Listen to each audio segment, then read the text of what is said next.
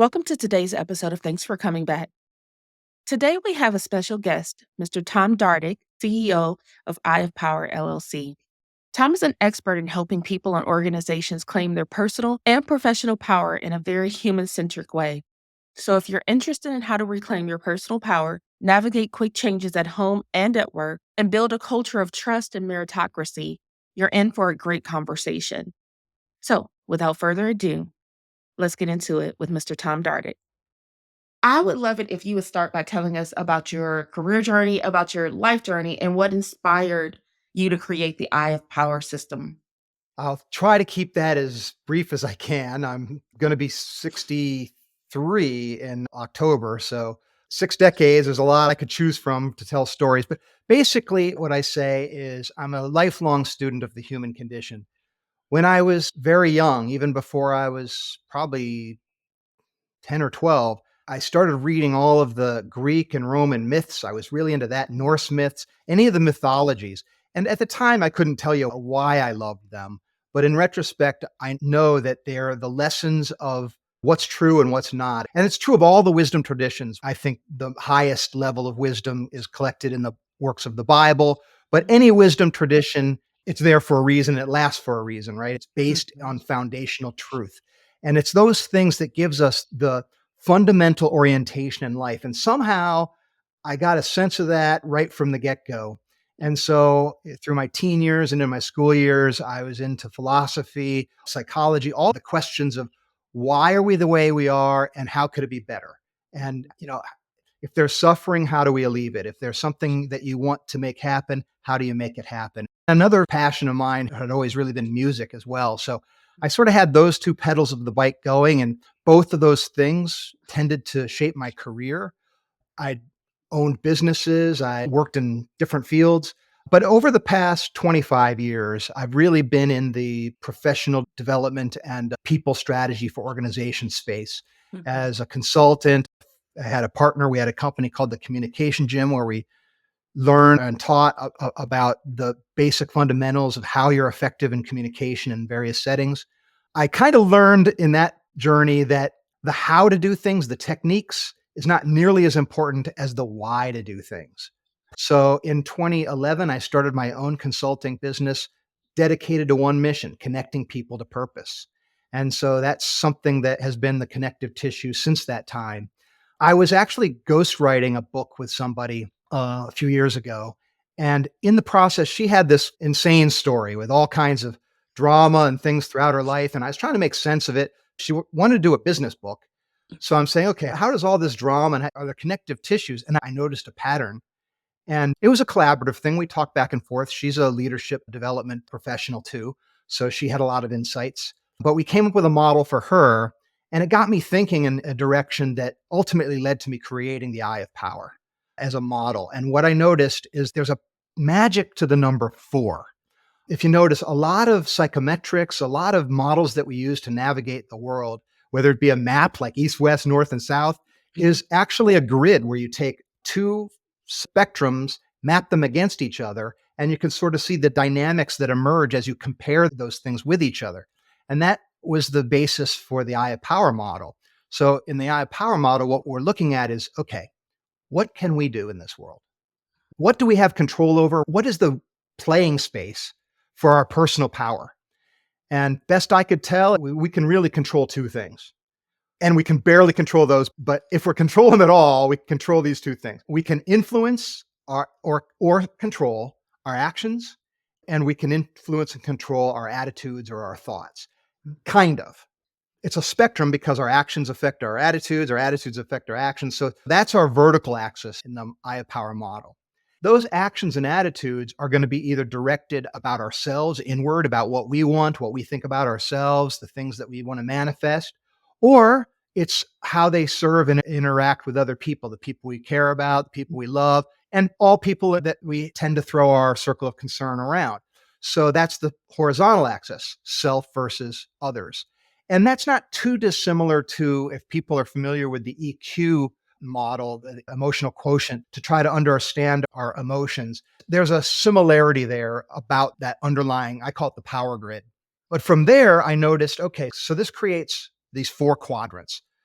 actions towards ourself or others, attitudes towards ourself or others. Basically, I came up with 4 quadrants and 4 layers to those quadrants. So it's a 4 by 4 kind of a grid that allows us to pay attention to 16 elements, half of which hold us back, half of which move us forward as it relates to manifesting our personal power in this world to make things that we think are good happen. So you mentioned reflection of self and then reflection of others and how that fits into this model. I'm curious, how does the model apply to people who may not fall into that space of concern, like people you have concern for? One of the quadrants, the action we take towards other people, which is sort of what you're asking about there, I call that the purpose quadrant.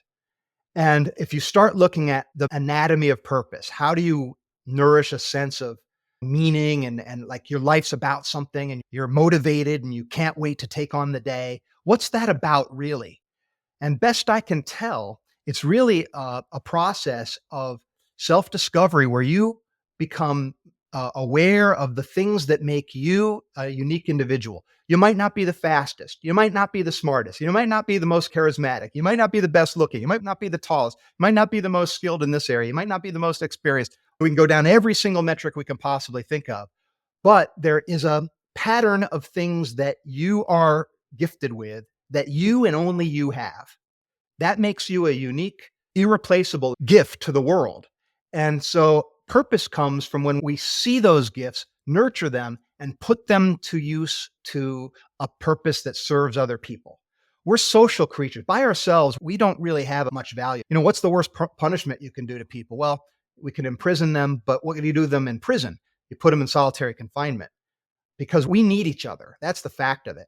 So when we live our lives in accordance with how our unique gifts serve other people, our sails fill with wind, we get motion, and we feel like we matter, that we're going somewhere. And when you got it in full force, you don't even see obstacles. You see, okay, that's an opportunity, or okay, cool, what are we going to do with that? A challenge to get better, or something like that. But when it's not filled, when we're starting to gain momentum, it helps us get through those obstacles and build that speed. So that process is baked into the cake of the Eye of Power model, and it's part and parcel of what precisely we do.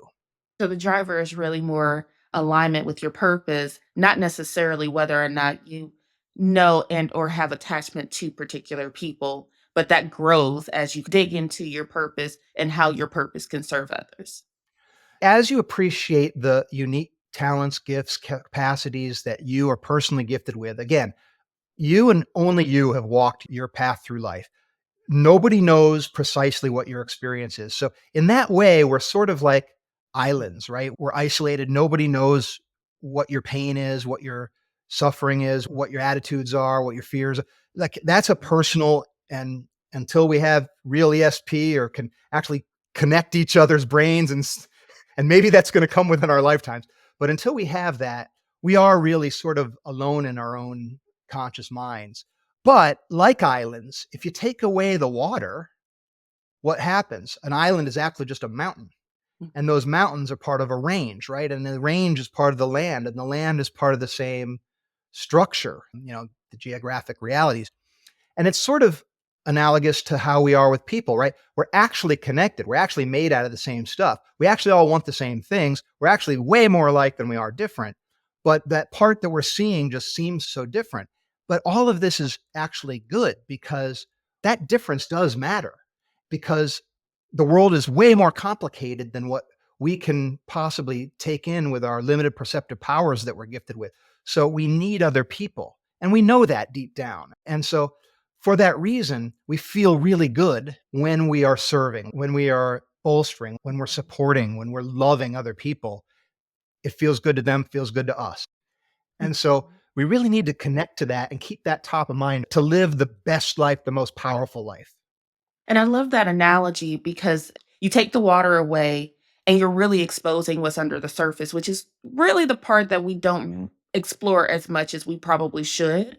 And so I want to transition a little bit and just ask you, what are some of the most common ways you see individuals unknowingly give away their personal power, and what strategies can they use to reclaim that? In the Eye of Power model, Latasha, we call them the 4 corrosions. Mhm. So each quadrant has its own corrosion. And we all fall prey to them in some manner, in some way, at some time or another. There's no getting around it. So, to minimize their effect, we have to sort of do that conscious work to get away from them. I'll give you the overall master and we can dig wherever you'd like. But in the pain quadrant, which is the actions we take towards ourselves, it's really our relationship to a type of fear, pain and fear, really, because they don't feel good. We have a natural sort of knee jerk reaction against them. And Mhm. so anything that makes us uncomfortable, anything that feels new, anything that feels weird, anything that may have some risk, then our knee jerk reaction is to push it away, hold off, stop, right? And that attenuates the action that we might take. So that's probably the first and biggest. In the next quadrant, so we're still talking about ourself, but now we're talking about our attitude. The corrosion in the attitudes towards ourself, I call that the perception quadrant, is confusion. In other words, we're not seeing things clearly. The way our brains work is we actually think in narrative form. Our very thoughts are little mini stories. And those Mhm. are sort of the building blocks of all of our perceptions. Everything is a narrative. So it has a beginning, middle, and end. And since the beginning and the end are different, we read some sort of significance into that story or that narrative, right? We're saying, okay, the beginning is here, the end is here, they're different. And the point we're taking away is this. And any same story can have tons of different points. And it might have lots of points that are arguing in one direction and the same thing in another direction. So it becomes very subjective. And through all that subjectiveness, becomes a lot of murkiness, right? Because different people have different perspectives. And so the corrosion in the perception quadrant is something I call confusion. And it's not seeing clearly through that murkiness. And Mhm. so we have all these things that control us that we have no idea that's controlling us, and we're losing power that way. Moving over from there, we stay in the perception phase, but we move from ourselves to other people. That quadrant's called the people quadrant. And the corrosion there is condemnation. And what that is, we tend to use the words judgment and condemnation interchangeably. And I think there's a little bit of a problem with that because judgment is something that we have to do. If you have values, you have to judge. Judgment is not a bad thing. It's part of having standards, having values, having any sort of moral compass. So judging is not the enemy. Condemnation is the corrosion force because what's condemnation? Condemnation is making a determination and then saying, you are out. I'm rejecting it. I'm not listening. It might be a person, you're out of my tribe. It might be a thought. I'm not going to consider that. It's condemnation in that way. That's the corrosion. So we block ourselves off to thoughts and people for whatever reasons. And the final corrosion out of these four is in the purpose quadrant, which is actions we take towards others. Talked a little bit about that. And that is, I call it carelessness because the others began with C, but it's an apathy. It's the opposite of when we're talking about our sails filling up and we feel energized and motivated to put our gifts to use. When we don't see those things, we think, well, I'm just a nobody. I don't have anything special. I'm replaceable. Nobody really sees me or cares what I think. Nobody really would be that sad if I were just to die. These are the despondent thoughts that are the opposite of purpose, right? And so it's those kinds of places, carelessness, just not being connected to yourself and others is where the corrosion is. And we all have those despondent thoughts. It's not like it's a character flaw. It's part of the human experience. And it's one of the major things. So those four buckets, Latasha, are where we really sap our power the most. Perfect. Now that we've got the Yeah, framework in mind and we understand the four quadrants, what strategies do you often recommend for people? And I'm thinking especially about people who might be aspiring leaders or who just want to have more of a positive influence in the spaces that they serve in. What type of strategies can they adopt in order to reclaim the power that they might be inadvertently giving away? sure. Well, the Eye of Power model has two layers that are sort of the limiting forces and two layers that are the empowering forces. So there's two actual layers of the model. So we're talking about eight different things now that we can pay attention to, systematically work on that answers that very question, Latasha. So the first way that we move, let's just say we're caught by one or more of those corrosions that we just went through. The next layer of the model is what I call the four quests. And the quests are the master questions that we explore that move us along the path. So let's just take the purpose quadrant. We sort of start talking about the purpose quadrant. That's where we, feel like, okay, these are my unique gifts. I'm going to school, I'm developing them, I'm working every day, I'm making them better and better. And now I'm qualified really uniquely to provide this to this specific type of person, because you're not going to be all things to all people, no matter how talented you are and how hard you work. You're going to have your slice of people that you serve best. And so once you have that really dialed in and in focus, then you answer the question, who for? What are the gifts and how do I make that happen? And why does it matter? And once you start getting that clarity, you start making those connections and gaining momentum in that way. So that's an example of one of the quests. The one that most people, if you feel stuck right now, if you feel like there's something you've been wanting to change in your life that you have struggled and struggled and struggled, you just can't do it, odds are very good that you're actually stuck in the pain quadrant. The pain quadrant is the action towards ourself. And that's the type of fear that holds us in place, that we say, well, if I do this, then I'm going to lose all these things, or somebody might not approve of me in this way. And therefore, I'm just going to hold back, or I'll come up with another way, or it slows me down. I'm not going to do Mhm. it. And I always ask people, have you ever made a New Year's resolution and not kept it? Most people can relate, right? I mean, Absolutely. yeah. And the question is why? Why can't we just make a New Year's resolution and go ahead with it? Right? Yeah, it reminds me a little bit of, I guess, 2 things. The scarcity mindset. I don't wanna lose what I have. So if that means Okay. that I have to move forward and that I put these things that I have at risk, I would rather just stay safe and secure with the things that I know and that I've already secured, which Yep. is an extension in my mind to how most people make buying decisions. There's a status quo there. And unless there is a trigger that is bad enough for me to say, okay, I've got to make a change, I am no longer negotiating my happiness in this equation, then I'll put up with a lot. Most people put up with a lot of things. And unfortunately, one of the most common New Year's resolutions being, fitness and getting healthy, you've become adjusted to the unhealthy state that you're in. Okay. Perhaps that fear and that pain you don't really even acknowledge. I remember fasting a lot during our corporate fast at church. And every time I would go back and try to eat things I had removed from my diet, it was only then when I tried to go back that I would go, oh no, that was causing that problem that I had before. And I had no clue. Exactly. So, those are the 2 things that come to mind, based on what you're describing, is that scarcity mindset, I am scared to lose what I have, and that status quo that we get comfortable in, we may not even realize we're living in, and I don't have a reason to change until something dramatic happens, and now I have to change. Yep, and I think you're dead on the money with both those things. I mean, fear, and I call it the pain quadrant, because our relationship with pain and fear are sort of the limiting factors there. If you're going to make a change of any kind, again, we were talking about the fact that we have trade-offs, right? You don't have more than 24 hours. That's all you have in the day, right? So if you choose one thing, there's going to be a whole bunch of things you're not choosing. And if you like all those things, there's a pain of sacrifice there. Yes. There's a fear of missing out. It's always there. There's no getting around it. It's not like you're a scaredy cat. We're not talking about a character flaw here. It's part of the psychology of being a human being. So, get away from self recrimination, get away from, oh, I'm a terrible person, or I'm weak, or any.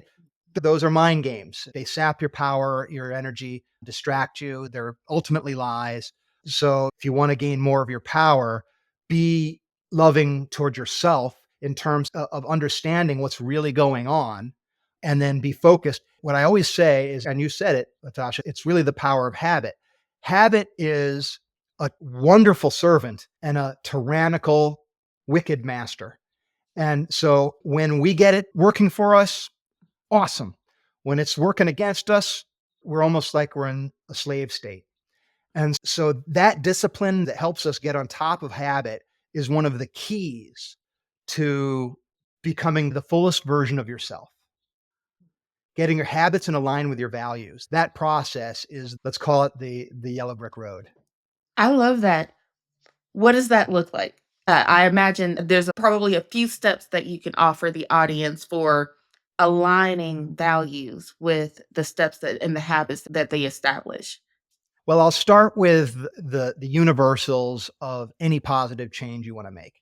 So we can't change that to which we're unaware. So the very first thing, it starts with awareness. Now let's just take the example that we were talking about, New Year's resolution, and I'd say a vast majority of people can relate to the fitness and the loss of weight goal. So there's not a lack of awareness, and also, it's not that they don't know how you might move in the direction of being healthier, right? Or looking better, or whatever the value that is your currency. It's not that you don't know how. So awareness isn't everything, but it is the starting point, because it used to be, back way, way back before modern medicine, that being overweight was seen as a sign of being wealthy. Was, only the rich people could actually get enough food to get fat. So fat people were looked at as the top of society back in the day, right? And some of that actually, and it's still in our psychology. It's not like it's completely gone. And also, being fat isn't 100% corresponding with being unhealthy. So it isn't a clear picture. If you feel happy and you're 40 pounds overweight and you're basically healthy, who's to say that that's not the right thing for you? So this idea of awareness is it's different for different people. So there's objective components to it, but there's also a subjective. So the process becomes being clear of what's important to you and what the trade-offs are. So once you're aware, then you say, okay, look, I'm here, I'm at point A, point B is going to be better. Now you have to set an intent. I don't want to be at point A anymore. And you sort of said it, right? The problem with point A is you start getting used to the norm, right? All of our metrics sort of reverberate. Another way our minds work is we filter out those things that become familiar. They no longer hit our radar screen. So even in bad situations, if it's familiar, it no longer really causes you that much stress and pain like it did when it first Mhm. started, even if it's a negative thing. Our brains react to the novel, to the new, different thing. That's where our attention goes. So you're at point A and you want to go to point B. Now you have to set an intent, right? So you say, I am going to go to point B. And now the universe, the world, the people around you, all the external forces ask you a question. How bad do you want it? Right? Right? So in other words, now you go from intent to commitment. What's your commitment? What are you willing to do? Right? So awareness, intent, commitment. And then finally, at that point, how do you do that? Because people, what they'll do is like, oh, I'll starve myself, or I'll go to the gym and I'll work out and I'll do it for a week and I'll just kill my, like, no, that's not how it works. Habits didn't get there overnight and they don't come overnight. It's little things over time. I call them, in the I have Power model, we call them sustained incremental actions, SIAs. So that's the path.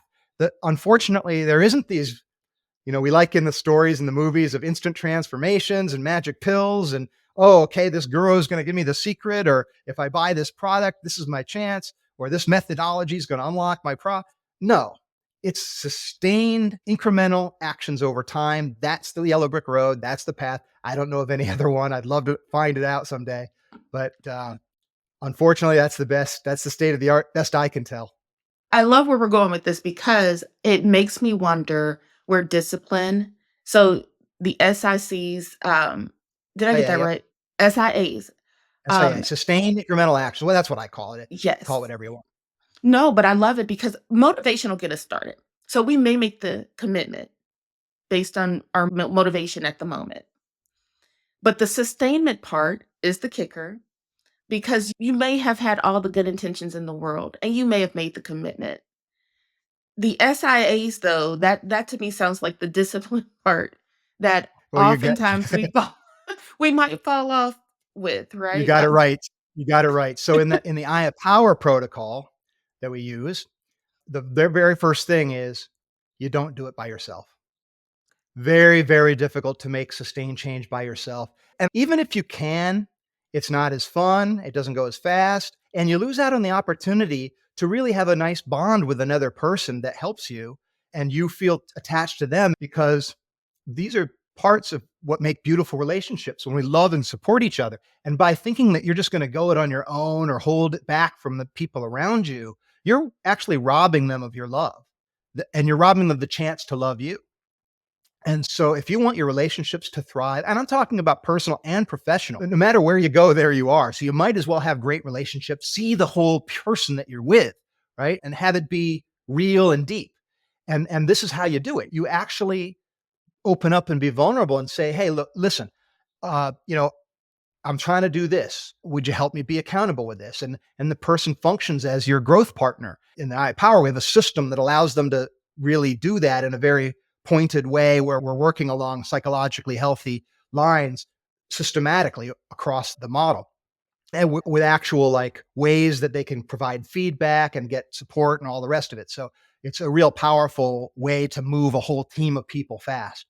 But anyway, back to the idea of how we move. The discipline is really something, because here's the thing. Here's the biggest thing, Latasha.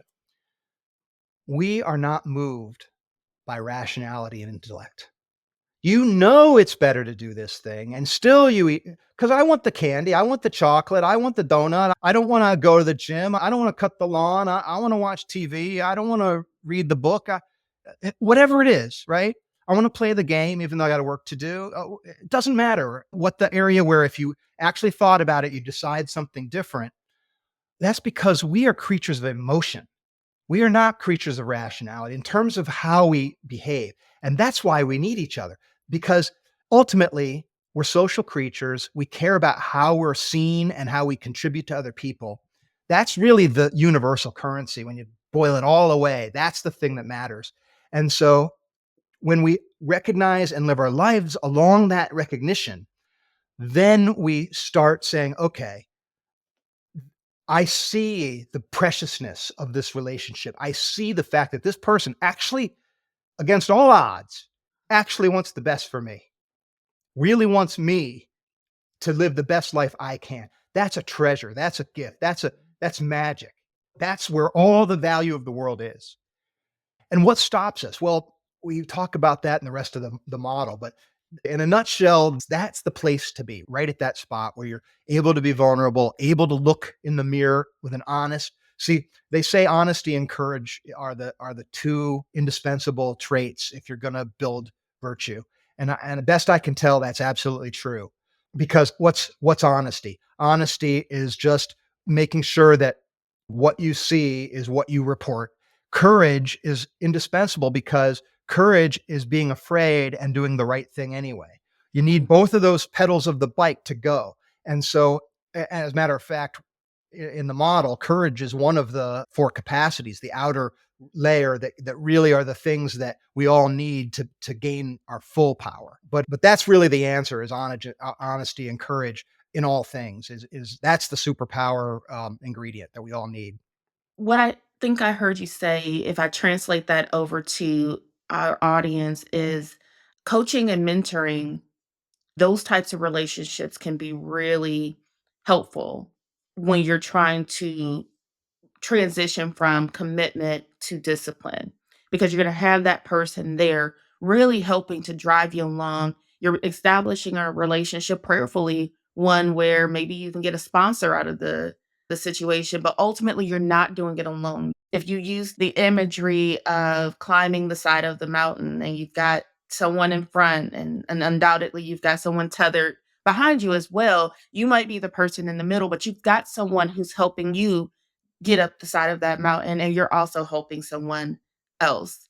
But I know that many people struggle with making lasting changes. So even if I get started, especially personally and professionally, I may have a hard time sustaining it. What advice do you have for someone who's stuck in that start stop cycle for making significant changes? Yeah, so I often think of like an investment in the stock market, right? So if you buy a stock, let's say, do you expect it to just go up every day from now till forever? I personally know the stock market well enough to know that that is not what happens. It never So happens that way. right, but I do Life doesn't know. happen. Yes, but we've had some, and I think back to 2008 where, people had a huge decision to make. If you were negatively affected by it, you probably made a couple of decisions, especially if you were investing, that you wish you could take back today. because ultimately the market rebounds. You have ebbs and flows. I personally take the approach of not watching. I just set it and forget it. Exactly. With the faith that collectively working together, everyone's out there working every day, creating something that didn't exist yesterday. And overall, you're hoping that the slope of the curve is northward, and over a long period of time, hopefully it goes up. And we can get into all the vagaries of how that plays out, because there's all these ebbs, little currents and things that are changing, and you can lose a fortune and all that stuff. But I only mention it because progress never looks like linear. It's never just one way. It's always good days, bad days. Learn a thing. Oh man, this is, you could be set back. You feel like you're back before you began, even. So it's a up and down thing. And part of it is understanding the nature of what change really is. The other thing that you reminded me to, I didn't want to forget to say, Latasha, is we all have blind spots. The reason we have blind spots is because we are beings of limited perceptive powers. And remember, our perception is really built from narratives. And those narratives have stories to them that include some things and rule out other things. Those things that are ruled out become blind spots. We can't see them. And that's why we need other people. So I talk about the mirrors. When I'm talking about professional and personal growth, I'm talking about the mirrors that we need to see. And actually, you mentioned one mirror, which is like a coach, a professional, somebody who's skilled at being able to help you see blind spots, help you make commitments to the things that are going to change your course. Look, no coach, no counselor, no psychologist, no teacher, no mentor can do the work for you. They can't move your feet. All they can do is say, hey, don't step in that mud puddle. Hey, there's a solid stone. You can step there. If you step there, you're going to lose your balance. And all that does is shorten your path and speed your progress. That's really all anybody else can do for you.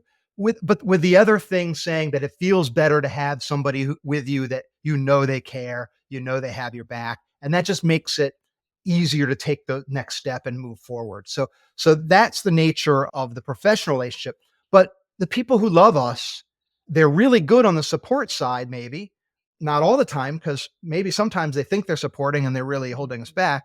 They might tell you to step on this thing over here, but they're not trained. They don't know that there's a better answer. So none of these are perfect. They're all good. And so I say use them all.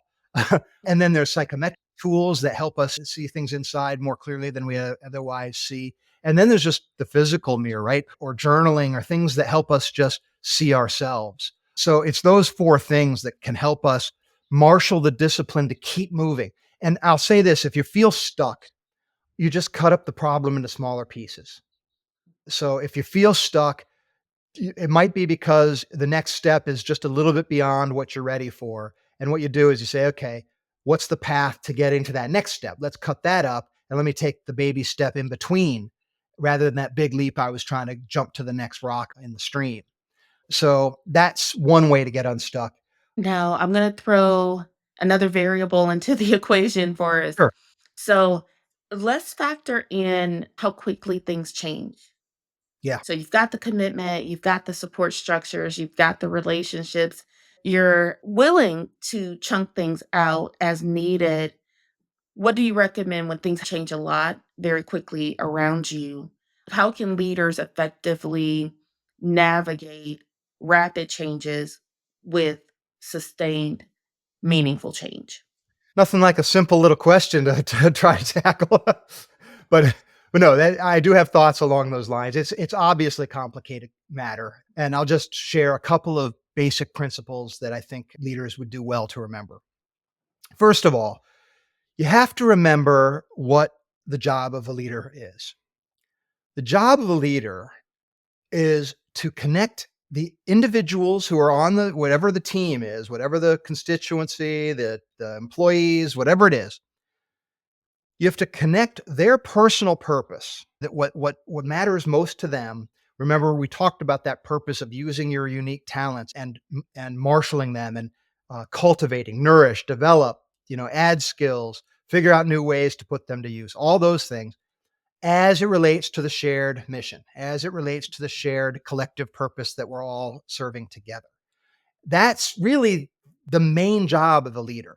And unfortunately, what happens is Most leaders are the term I like to use and with clients a lot, we call player coaches, right? So, yes, you're a leader, you are in charge of a department, a division, a team, whatever it is, but you have a whole bunch on your to-do list as well. You've got all these things that are deliverables on a daily basis, and you have to do the leading. And what tends to be is that number one thing tends to be on a back burner thing, and time goes by, and we are no longer tethering. And what happens is weeds grow in the garden because of the change that you're pointing to, right? And when change happens fast, the weeds grow faster and more numerous. So it's incumbent upon leaders to be tethered to the things that are the most universal and the least likely to change, the things that are going to be the connective tissue today, tomorrow, next week, next month, next year, maybe even a decade from now. So I heard it said recently, two great quotes that are very pertinent here about the nature of wisdom. One is that the currency of the coming century is no longer money, but wisdom. That one has been really sticking with me because as we get more automation, as we get AI doing more and more things that humans used to do, what are the things that are going to matter? It's going to be those things that machines can't really grasp or care about, or they're not really looking there. And what is that? It's the things that are the universal foundational aspects of the human experience. And so that's the other thing, which is intelligence is knowledge about that which changes. So artificial intelligence is all the new things, all the little components to understand a process or take a billion things into account to look at into this one thing. That's intelligence. Wisdom is knowledge about that which doesn't change. And I add one more thing to that, and having the behavior match that knowledge. So that's the currency of the future. I think that's a really good way for leaders to orient themselves to manage through times of real fast change because the intelligence is going crazy. You're getting all this input. We're doing new things, lots of disruptive technologies. I heard it said last year that we're going to soon have $1 billion company with 3 employees. And, that's a crazy notion, but that's what you're going to be up against in the world. And so what is the meaning of work? It's going to shift, right? It's going to shift towards, it's not just transactional. Like you have these skills, I pay you for those skills. Those skills are worth this much. That's your paycheck. That'll continue for quite some time, but it's going to move aside as another emergent factor comes related to what I was talking about with wisdom, which is what's a better life? Why do I want to spend my time doing this? Why do I want to work with these people? Why do I want to be tethered to these people? Who do I serve? How do I tether the things that I'm good at to make the biggest difference in the world, to affect more profoundly more people? It's those questions that are going to start shoving away those transactional things and get more into the humanistic, experiential, emotion, spiritual, the way we live our lives and what really makes us feel fulfilled. I use the word fulfillment. The corporate symbol for the eye of power is what I call a fulfillment symbol Mm. because I think fulfillment is really the new treasure. It's always been, but we're starting to grow to the point where we're recognizing what the real treasures are. And I personally think that with the technological advancements with AI and automation, that we have a unique opportunity to find and invest more time in those things that are more fulfilling. And I'll give you an Totally example. agree. I recently presented at a conference. It was amazing. It was, hey, for everyone in my industry, I want to just show you how you might be able to use things like ChatGPT and Copilot to streamline your regular tasks so that you can free yourself up to do the things that do require more of a human touch, to really do more of the things that you probably always wanted to do and just never had the time to do because those things that usually take up a lot of our time, they're still necessary evils. That's what I call them.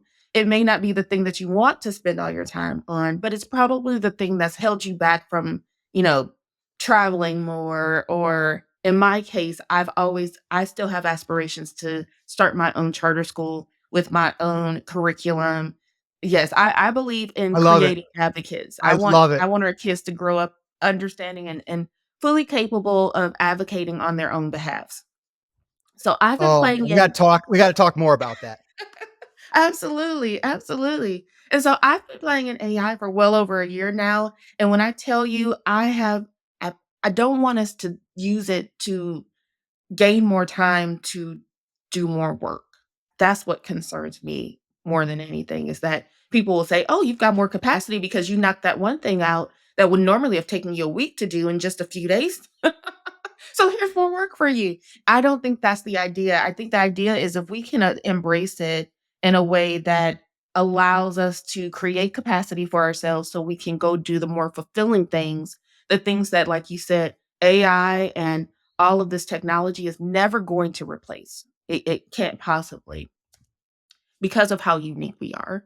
Then I think that we'll be in a much better space and see way more advancements and maybe even this might sound a little quirky, but through this technology, be able to have, like you said, less transactional interactions and more meaningful human interactions with one another.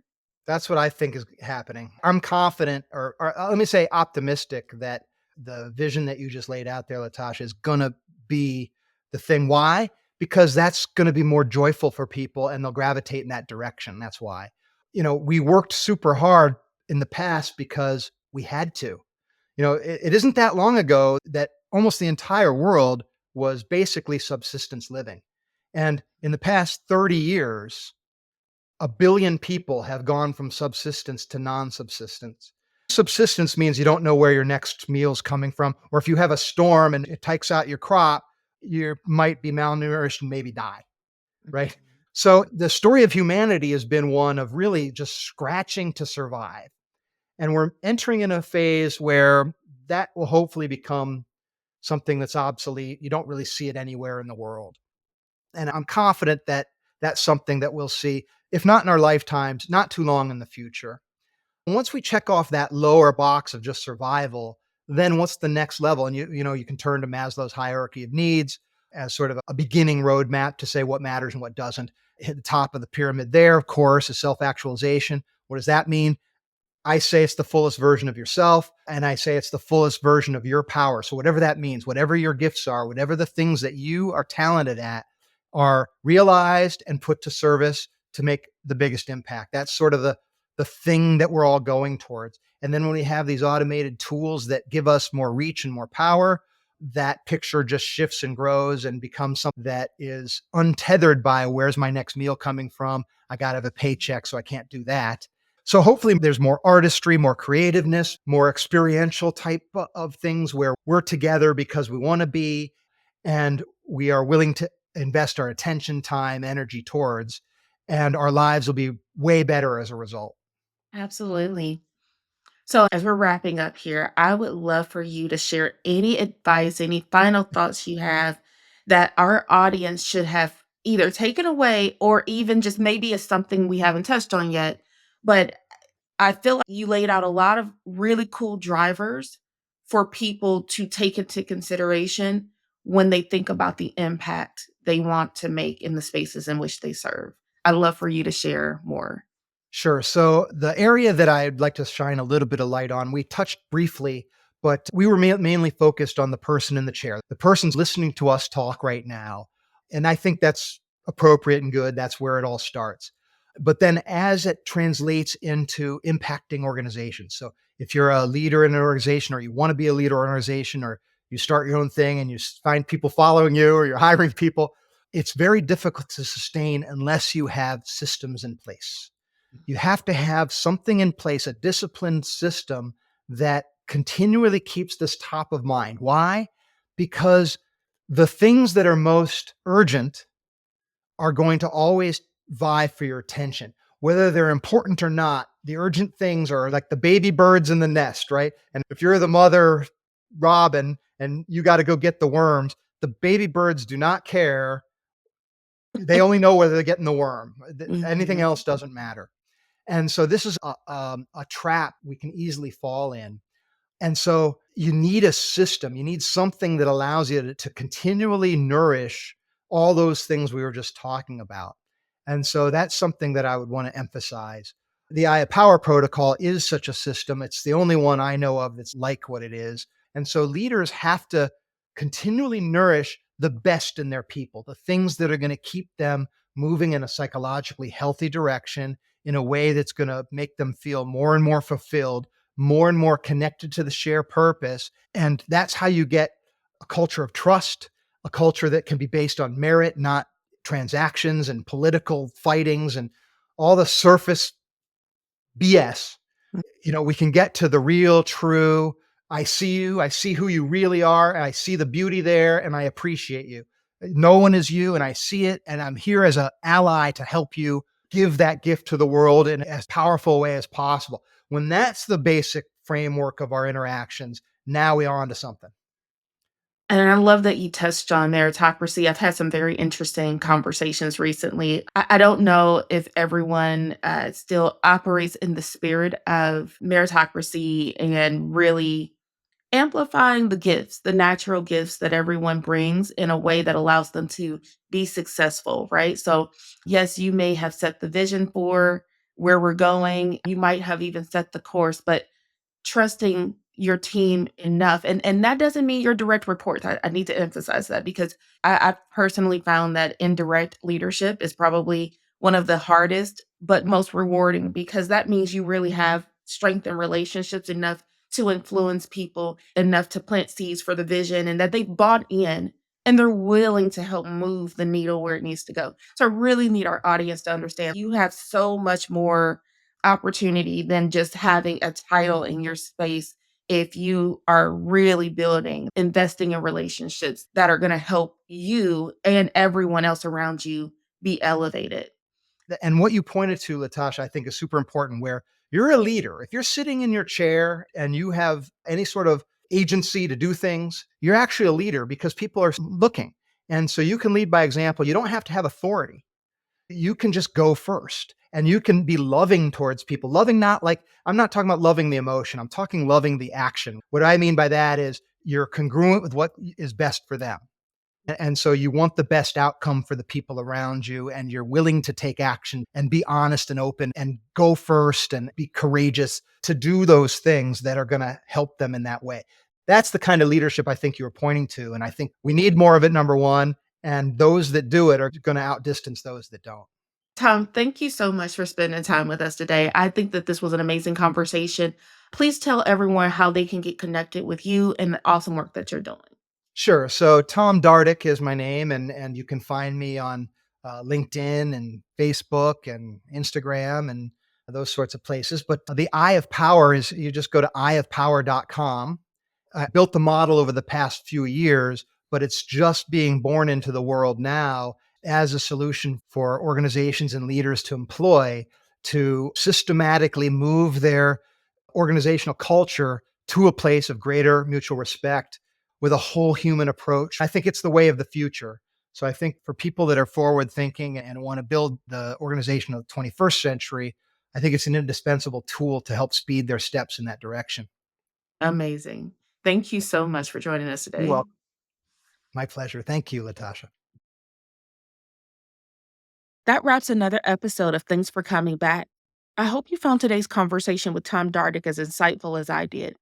Tom shared amazing strategies for reclaiming your personal power, sustaining meaningful change, and leading with purpose in a rapidly changing world. So, if you're ready to take the next step in your leadership journey, consider how you can apply the Eye of Power model in your own life and work. Remember, leadership isn't just about titles, it's about influence and the positive impact you can create. Start by taking small, sustained actions that align with your values, and don't be afraid to seek out support along the way. You have the power to make a difference. If you enjoyed this episode, be sure to subscribe and share it with others who are looking to grow as leaders. Until next time, keep leading, keep learning, and thanks for coming back.